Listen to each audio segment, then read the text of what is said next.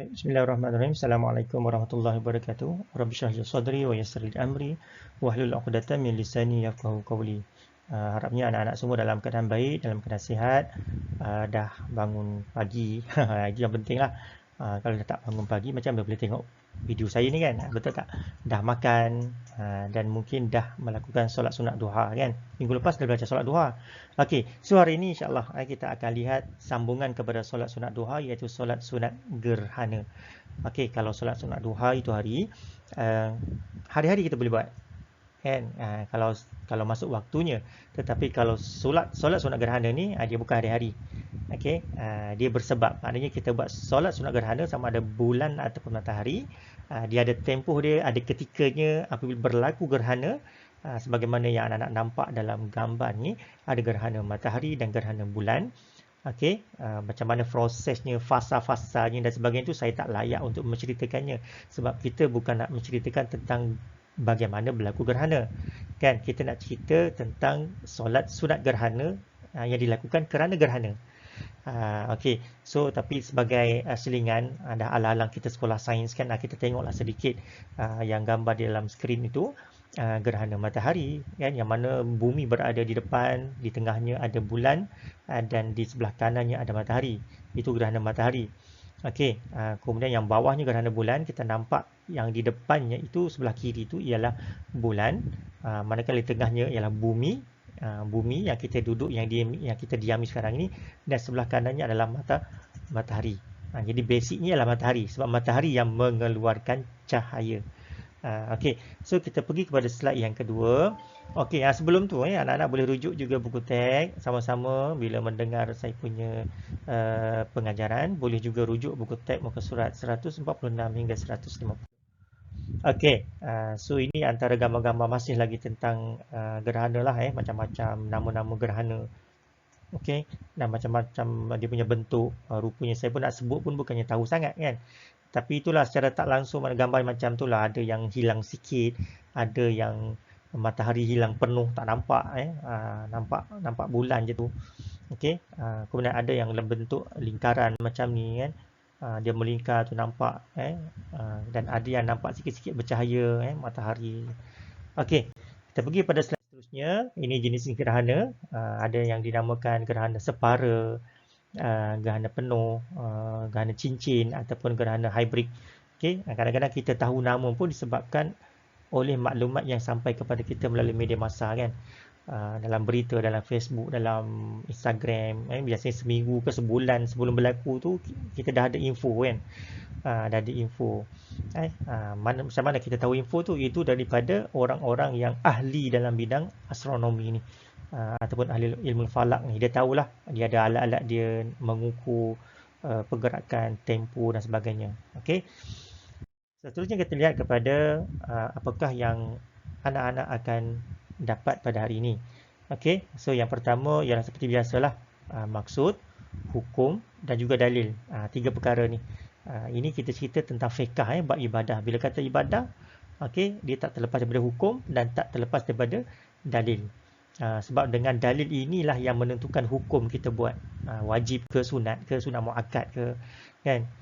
Dan kita takkan dapat buat benda ni dengan baik selagi kita tak faham apa maksud solat sunat gerhana tu kan. Everything starting from introduction, daripada pengenalan dulu kan. Biasalah kita nak mengenali orang baru masuk dalam kelas kita nak kenal orang, mesti kita nak kena tanya nama dulu, kita nak panggil apa, betul tak?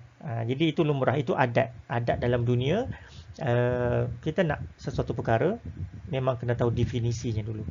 Okey, perkara yang kedua ialah apa yang anak-anak dapat daripada video saya daripada pagi ini ialah tentang bagaimana kita nak melakukan solat sunat gerhana. Memang dia lain sikit lah. Kalau kita tak belajar memang tak tahu. Walaupun kita tahu dia 2 rakaat, tetapi belum tentu sama dengan pergerakan seperti kita buat solat-solat sunat yang lain. Okey, dia ada caranya 2 rakaat tapi rukuknya berapa kali kan. Nanti kita akan tengok dalam bab kaifiat. Perkara yang ketiga ialah kita akan merumuskan hikmah kan. Kenapa Islam tuntut sangat kita buat solat sunat gerhana ni? Ada hikmah-hikmah yang tersendiri yang akan kita kupaskan nanti insya-Allah. Kemudian yang keempat ialah insya-Allah kalau sempat bukan sempat, maksudnya dalam slide ini, dalam video ini saya tak akan berikan latihan lagi, tapi anak-anak boleh rujuk dalam Google Classroom. Saya akan berikan di dalam sana nanti tugasan. Okey, insya-Allah. Okey, so kita pergi kepada slide yang kelima, iaitu tentang definisi solat sunat gerhana. Okey, so solat sunat gerhana ini iaitu solat sunat yang dilakukan ketika berlakunya. Ketika berlakunya maknanya bukan anytime. Ketika berlakunya gerhana matahari atau gerhana bulan. Jadi tarikhnya tu tak tentulah, maksudnya bukan ditetapkan oleh sesiapa. Dia bergantung kepada pergerakan alam semesta apa semua kan. Okey, dengan cara-cara yang tertentu. Okey, biasanya orang kaji cuaca, orang ahli falak ataupun ahli astronomi, dia tahu kan, macam sekarang ni kalau anak-anak perasan dalam media sosial kita ada diviralkan tentang amaran angin air pasang. Okey, di sekitar bermula pada 4 sampai 7 November ini berlaku di kawasan-kawasan seperti Batu Pahat, Muar, Pontian, kan, di sebelah barat dan sebagainya lah. So dia beri amaran kepada kita janganlah buat aktiviti pantai, laut dan sebagainya buat masa sekarang ini. Okey, mungkin ada anak-anak sini yang suka mancing tu, kan, suka pancing, bukan pancing benda lain, bukan pancing makwa, pancing ikan. Okey, so dilakukan ketika berlakunya gerhana matahari atau gerhana bulan dengan cara-cara tertentu. Dia tak kata dengan cara sebagaimana solat duha ke apa, tak. Dia ada cara dia tersendiri. Okey, kita lihat dalil daripada hadis Nabi SAW. Okey, sebelum itu kita lihat kepada hukumnya dululah. Hukum lakukan solat sunat gerhana ialah sunat muakkad. Kita dah tahu kan, solat muakkad ni mana solat sunat yang sangat digalakkan. Dia tak sama dengan level sunat, kan. Sunat tu biasa-biasa, tapi kita akan dapat pahala jugalah. Tapi sunat muakkad ni maknanya sunat yang sangat dituntut, hingga kan ada ulama mengatakan bahawa sunat muakkad ni hampir kepada wajib. Hampir kepada wajib. Okey, so kita lihat dalil Rasulullah sallallahu alaihi wasallam bersabda, inna syamsa wal qamara ayatani min ayatillah wa la yankasifani li mautin ahadin wa la li hayatihi fa iza ra'aitumuhuma fad'u Allah wa sallu hatta tankashifa. Riwayat Muslim.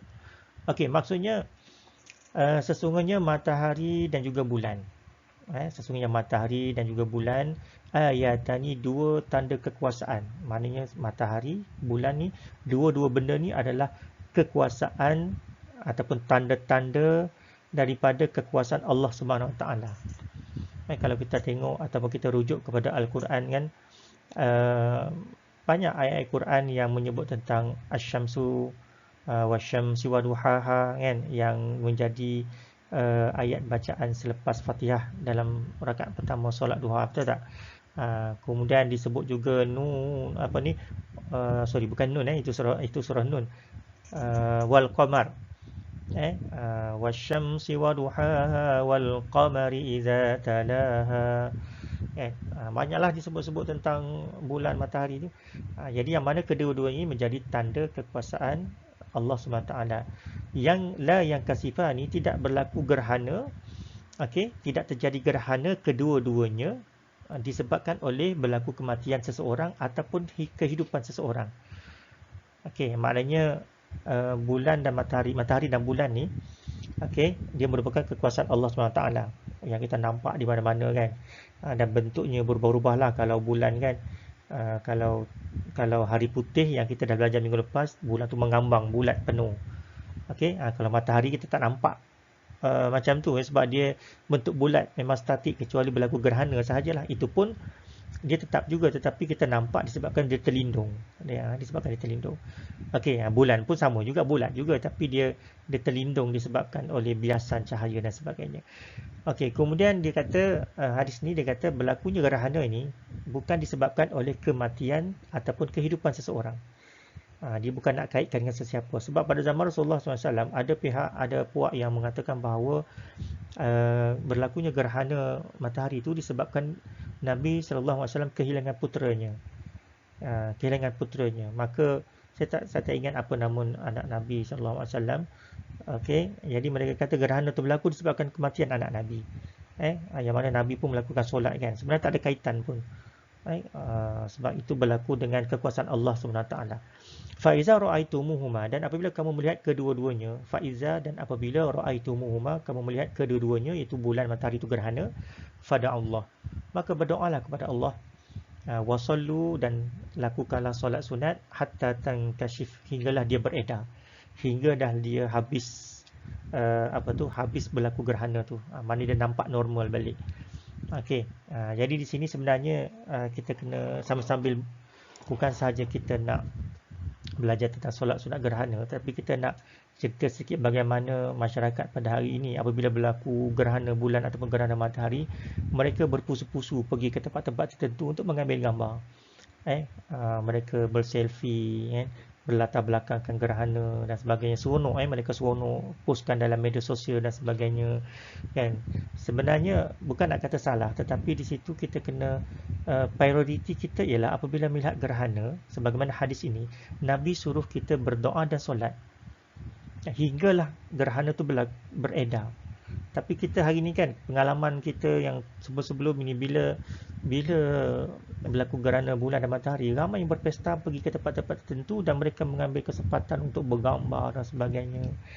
Okay. Ini sedikit berbezalah dengan tuntutan Nabi, yang mana Nabi suruh berdoa dan sembahyang, berdoa dan sembahyang sunat, hinggalah benda tu normal balik.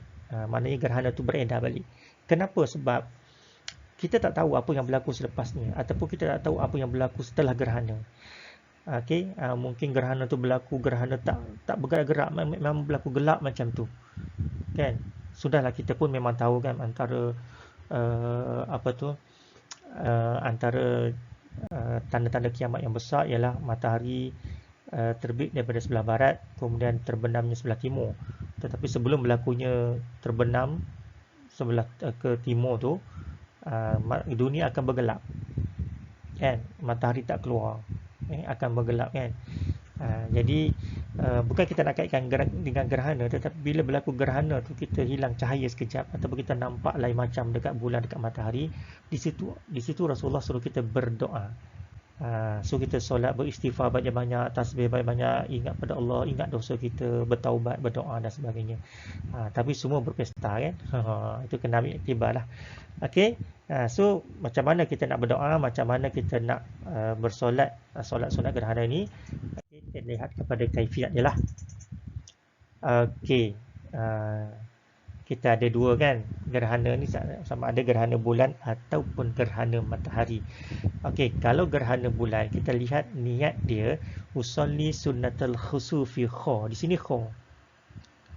Okey, raka'ataini imaman ataupun makmuman lillahi ta'ala. Maknanya bila ada niat macam ni, maknanya ini adalah solat sunat yang digalakkan secara berjemaah. Sebab ada imaman ataupun makmuman. Kalau solat sunat duha dia tak ada. Dia tak ada imaman ataupun tak ada makmuman. Maknanya solat itu lebih afdal bersendirian. Okey, tapi kalau yang solat sunat gerhana, afdalnya adalah berjemaah. Okey, kalau niat gerhana matahari pula, apa bezanya Ustaz? Dia hampir sama, cuma yang beza pada al-kusufi. Kalau bulan kha, kalau matahari kaf, al-kusufi. Maknanya samalah. Tapi kena sebutlah yang itu gerhana bulan, yang ni gerhana matahari. Tak sama. Okey, yang samanya hanya dia punya cara melakukan, niat je berbeza. Okey, sama-sama 2 rakaat, sama ada gerhana bulan ataupun gerhana matahari. Kemudian pelaksanaannya afdal ataupun digalakkan secara berjemaah. Digalakkan secara berjemaah. Okey, dan untuk pengetahuan anak-anak, dia ada khutbah dia juga, boleh baca khutbah. Khutbah gerhana bulan ataupun khutbah gerhana matahari. Kemudian yang ketiga ialah menyempurnakan rukun-rukun solat yang lain. Rukun solat yang lain tu mana yang 13 lah, yang kita sedia maklum daripada sekolah rendah lagi kan. Kena complete ataupun kena perfect. Tak perfect rukun solat 13 tu memang tak diterima lah. Okey, kita lihat pada slide seterusnya, masih lagi kaifiat macam mana nak buat. Ini kena beri perhatian betul-betul. Okey, kita ingat tadi 2 rakaat, betul? 2 rakaat. Bacaan dalam solat Al-Fatihah, bacaan dalam solat Al-Fatihah, itu rakaat pertama. Selepas Fatihah tu kita baca apa-apa surah. Apa-apa surah. Kemudian bila kita dah habis baca surah, kita rukuk. Nah, ini rakaat pertama kita rukuk. Kita panggil rukuk yang pertama. Rakaat pertama, rukuk pertama. Okey, kemudian dia kata apa? Sebaik-baiknya memanjangkan rukuk seperti kadar panjang bacaan surah pada rakaat pertama. Mana katakanlah rakaat pertama ni kita baca Fatihah. Lepas Fatihah kita baca Wadduha. Contohlah kita baca Wadduha. So, semasa kita rukuk yang pertama tu, kita baca Subhana Rabbiyal Azim wa bihamdih tu, kita bertasbih sepanjang mana, adakah banyak 3 kali? Tak, bukan 3 kali, tetapi sekadar kita sama panjang macam kita baca Wadduha selepas Fatihah tadi. Okey. Sebab tu dia kata sebaik-baiknya memanjangkan rukuk seperti kadar panjang bacaan surah pada rakaat yang pertama. Okey. Kemudian kita lihat apa tu disebut tu. Kemudian dia kata qiyam. Qiyam tu maknanya lepas kita rukuk tadi, kita qiyam. Kita qiyam tu kita berdiri. Bila kita berdiri tu, kita bukan sujud, bukan iktidal untuk sujud. Kita qiyam, kita baca sekali lagi Al-Fatihah. Kan? Baca Fatihah sekali lagi. Okey, lepas Al-Fatihah tu baca lagi surah lain. Maknanya satu rakaat itu 2 Fatihah, kan? 2 Fatihah dan 2 surah lain dan 2 rukuk. Dan 2 rukuk. 2 rukuk. Okey, kemudian kita lihat ini tadi.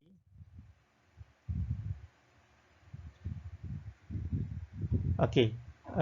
Rakaat pertama ini kemudian rukuk yang kedua. Rukuk kedua kan. Tadi rakaat pertama baca Fatihah, baca surah, kemudian rukuk. Rukuk ni bacaannya kadar tasbih je lebih panjang ataupun sama panjang dengan bacaan ad-duha tadi. Kita ambil contoh ad-duha kan. Kemudian dibaca Fatihah balik, baca surah lain pula. Lepas tu dia pun rukuk kali kedua. Masih lagi rakaat pertama tau. 2 kali rukuk. 2 kali rukuk. Rukuk yang pertama dah settle. Rukuk yang kedua dia kata sebaik-baik panjang rukuk seperti kadar panjang bacaan surah pada rakaat pertama untuk kali kedua. Apa maksud dia? Sebaik-baiknya panjang rukuk seperti kadar panjang bacaan surah pada rakaat pertama untuk kali yang kedua. Maknanya kan tadi Fatihah 2 kali kan. Fatihah yang kedua tu kan baca surah pula kan. Katakanlah rakaat kedua tu kita baca surah An-Nas contohnya. Maka kadar rukuk kita untuk rukuk yang kedua tu lebih kurang bacaan An-Nas tadi. Before macam jadi, tapi jangan pula setkan timer kalau setkan timer nanti tak sah solat lah, kita banyak bergerak tekan apa semua kan. Okey, kemudian kita sujud seperti biasa. Kita sujud seperti biasa, kita baca tasbih lama-lama sikit. Duduk antara dua sujud pun kita baca apa tu Rabbi Fili pun lama-lama sikit kan. Kemudian kita naik rakaat yang kedua. Rakaat yang kedua samalah, kita baca Fatihah, kita baca satu surah, kemudian kita rukuk. Yang pertama tu rakaat kedua ni sebaik-baiknya memanjangkan kadar rukuk seperti kadar panjang bacaan surah pada rakaat yang kedua. Kemudian rakaat yang kedua, rukuk yang kedua sebaik-baiknya panjang rukuk seperti kadar panjang bacaan pada rakaat kedua untuk kali kedua. Maknanya dia sama macam rakaat pertama tadi, kadar panjangnya. Banyak mana, lama mana, kadar panjangnya sama sebagaimana kadar kita membaca surah selepas Fatihah. Okey, tak apa, nanti saya akan bagi gambar rajah nanti macam mana. Okey, ini gambar rajahnya solat sunat gerhana bulan. Okey, dia kata apa tu? Yang pertama berniat, okeylah, usolli sunnatal khusufi rakaataini ataupun rakaataini makmum lillahi ta'ala. Kemudian rukuk yang panjang. Nombor 3 tu bangun dari rukuk ataupun iktidal, baca Fatihah dan baca surah lain. Kemudian rukuk pula yang panjang. Yang panjang tu maksudnya kadar bacaan selepas Fatihah yang kedua tadilah. Kemudian sujud yang panjang. Yang keenam duduk antara dua sujud. Kemudian sujud yang panjang yang kedua. Kemudian kita pun bangun untuk rakaat yang kedua kan. Bangun untuk rakaat yang kedua. Begitulah seterusnya sampai kita beri salam. Okey, sama je dengan matahari pun sama, cuma niat yang berbeza, sama juga Okey, so kita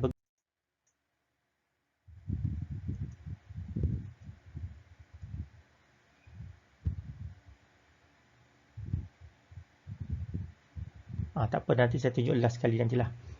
Okey. Okey, kita lihat kepada hikmah. Hikmah menunaikan solat sunat gerhana. Okey, yang pertama memohon keampunan kepada Allah SWT terhadap segala dosa yang dilakukan. Okey, macam saya cakap tadi kan, ini manifestasi kepada kita berdoa kepada Allah dalam suasana kita lihat macam mana Allah tunjukkan kepada kita kekuasaannya dengan menggerhanakan bulan dan juga matahari. Ini kekuasaan Allah SWT. Jadi kita takut gerhana tu berlaku musibah-musibah tertentu selepas itu, bala selepas itu, kita tak tahu. Jadi sebab tu Nabi suruh kita berdoa dan bersolat. Maksudnya kita memohon keampunan, istighfar banyak-banyak kan. Dibuatnya matahari itu gerhana sepanjang zaman, tak ada matahari. Matahari ada tapi cahayanya tak keluar. Susah kita kan. Tak ada beza kita malam dengan siang. Habis baju-baju kita tak kering semua. Betul tak? Okey, betul. Konon-kononnya lah. Yang kedua, menginsafi kekuasaan Allah SWT terhadap penciptaan alam semesta agar sentiasa bersyukur di atas nikmat yang dikurniakan. Jarang-jarang sekali berlaku gerhana. Bila kita sekali tengok tu, ya Allah, kita rasa kerdilnya diri kita ini. Kan? Sebenarnya alam sekeliling yang Allah buatkan kepada kita ni semuanya ada pengajaran kepada kita, tapi kita yang tak nak ambil pengajaran. Kalau malam-malam kita sebelum tidur malam kan, cuba kita keluar daripada rumah, bukan pergi melepak mengetih mana-mana, tak, duduk dekat ruang parking kereta. Kalau tak ada bumbung kita nampak bintang kan, ada macam-macam jenis bintang. Di situ pun sebenarnya kita dapat insafkan diri kita sebenarnya. Tapi berapa ramai orang yang tak ambil iktibar, tak ambil pengajaran.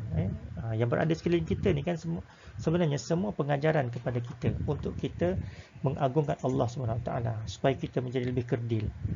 Sebab tu sepatutnya orang yang berilmu ni, dia semakin tinggi, dia semakin takut dengan Allah SWT. Sebab apa? Sebab dia jumpa kekuasaan Allah SWT.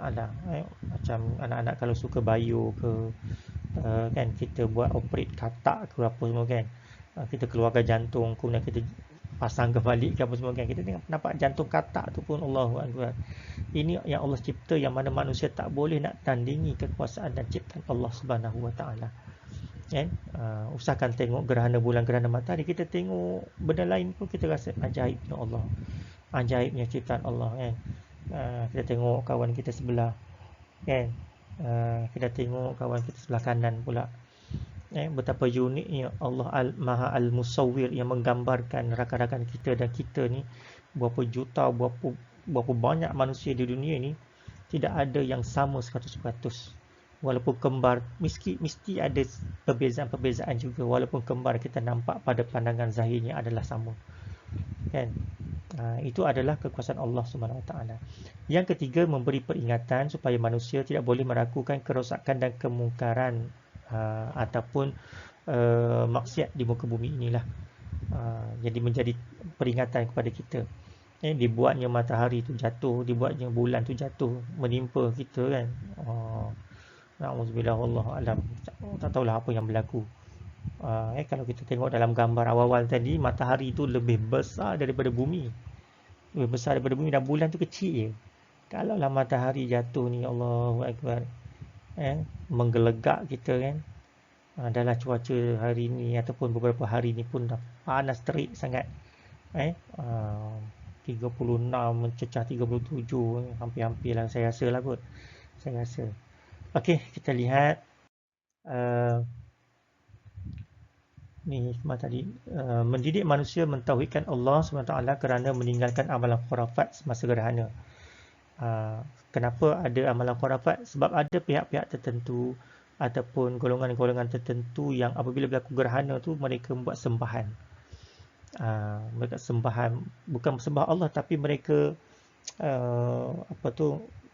macam ilmu-ilmu hitam, ataupun mereka seolah-olah macam Tuhan mereka turun apa semua kan.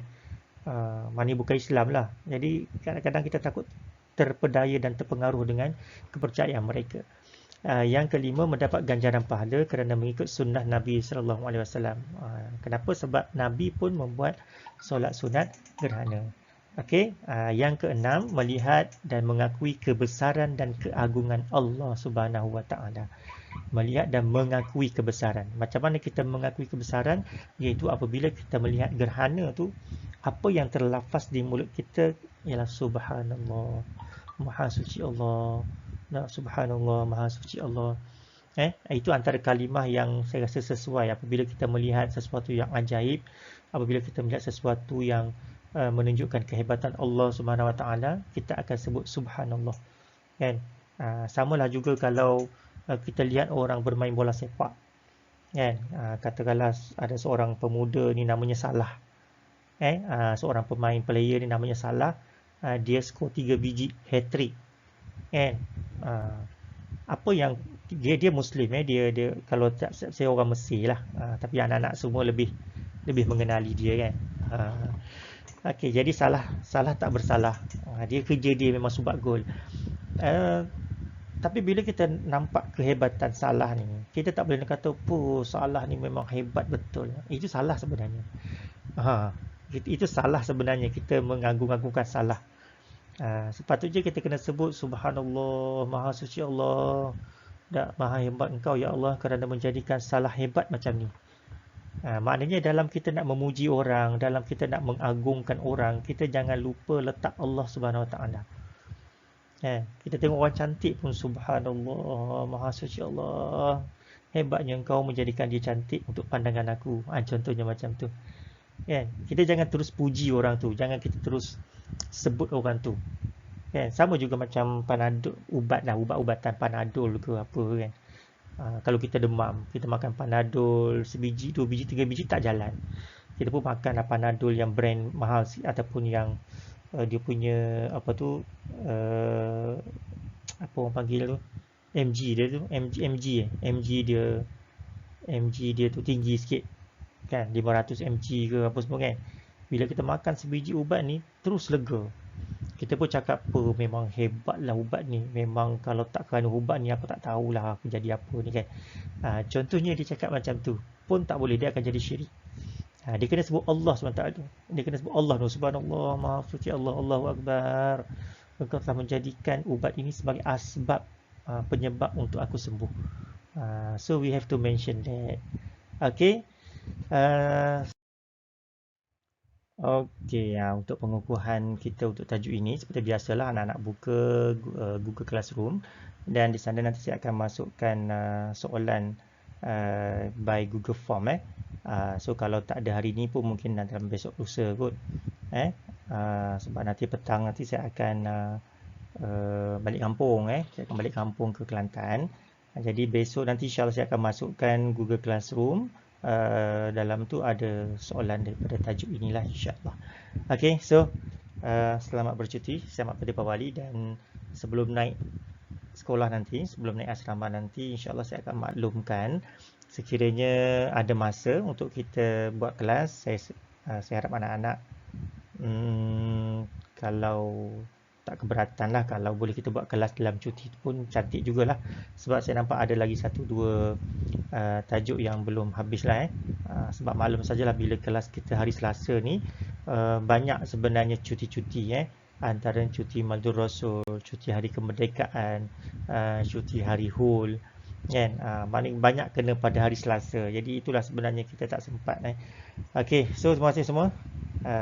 Assalamualaikum warahmatullahi wabarakatuh.